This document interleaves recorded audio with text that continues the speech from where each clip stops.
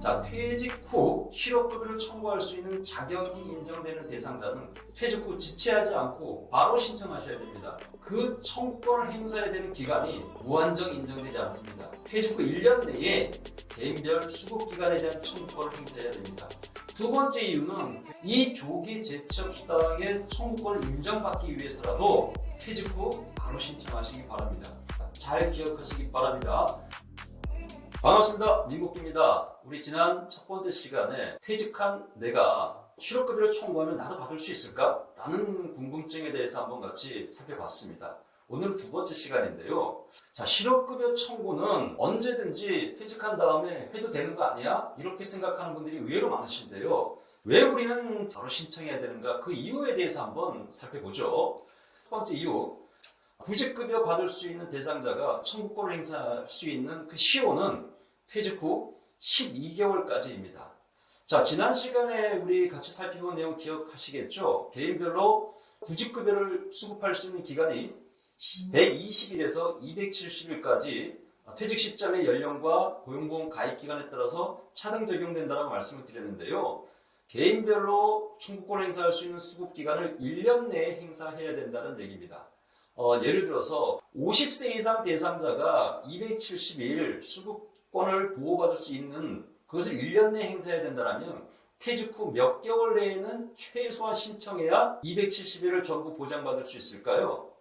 맞습니다. 3개월 내에는 신청해야 270일을 다 보장받을 수 있겠죠. 그러면 역으로 한번 이렇게 생각해 보세요. 퇴직 후 10개월이 지난 시점에 만약에 구직급여를 청구하게 되면 어떻게 될까요? 그때부터 270일을 보장받을 수 있을까요? 그렇지 않습니다.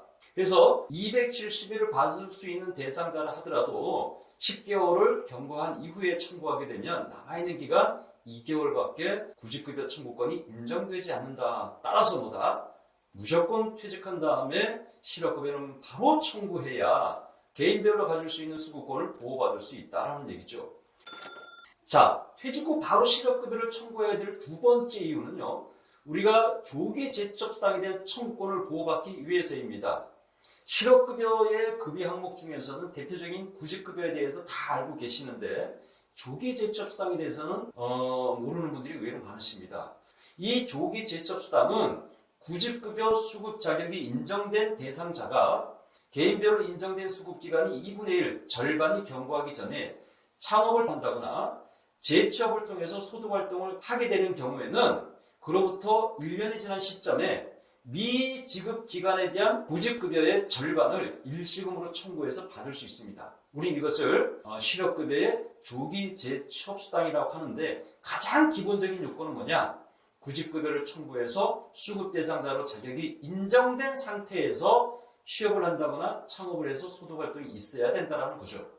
홍길동이라는 사람이 있습니다. 홍길동이라는 사람이 있는데 명예퇴직을 했습니다. 그래서 구직급여 청구권이 인정되는 퇴직의 사유고 고용보험 가입기간도 실업급여를 우리가 받을 수 있는 기간을 충족한 상태입니다.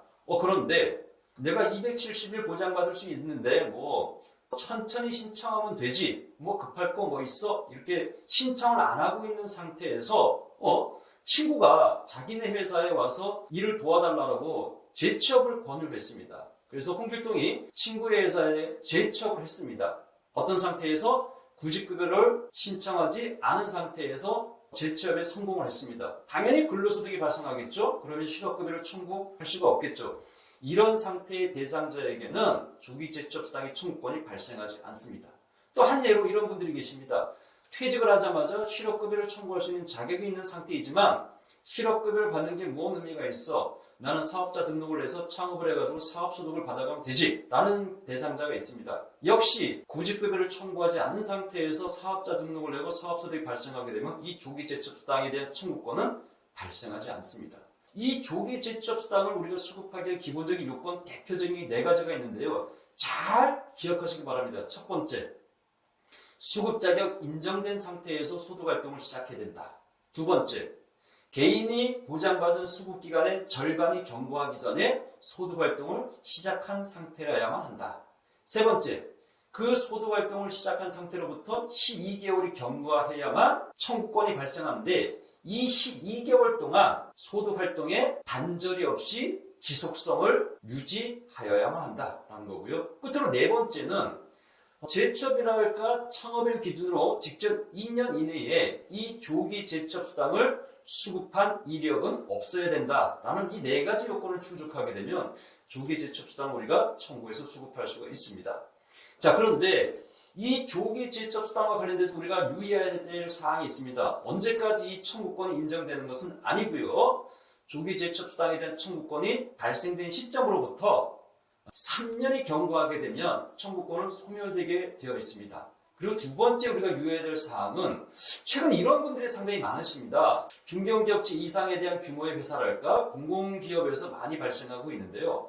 정년퇴직을 했는데 자기가 정년퇴직한 회사에 다시 계약직으로 한 2년간, 1년간 추가적으로 근무할 수 있는 기회를 보장받은 그러한 퇴직의 유형들이 일부 있습니다. 이런 경우에는 조기 제첩 수당에 대한 청구권이 인정되지 않습니다. 잘 유의하시기 바랍니다. 자, 우리가 실업급여에서 대표적인 구직급여에 대해서는 아주 세부적인 항목을 잘 알고 있긴 하지만 조기 제첩 수당에 대해서 잘 인지하지 못해서 청구권이 소멸되는 분들이 상당수 있으신데요. 이 점 유의하시고 한번 챙겨보시기 바랍니다.